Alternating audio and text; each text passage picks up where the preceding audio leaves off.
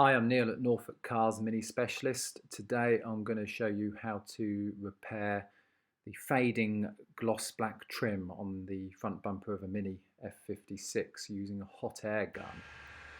It's a very cheap and simple procedure that anyone can do. You just hold the hot air gun around 4 to 5 centimeters away. Don't hold it too close because it will burn the plastic trim. You can always go closer if you feel it's not doing enough. This one's not too bad, but it will. I guess it's moisture under the plastic. I'm not sure, but it will bring it back to a good gloss black finish. I believe if your car's under 3 years old, Mini do these under warranty. But if your car's out of this period of warranty, then it's a 1.5 hour job to replace the trim. So including the parts, you're probably talking about £200 fix to repair this. So if you're careful with a hot air gun, you can give this a try.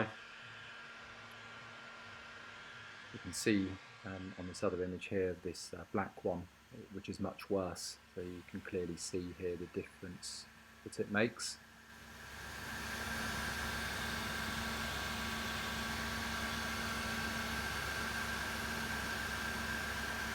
For more Mini tips and stock updates, subscribe to our YouTube channel.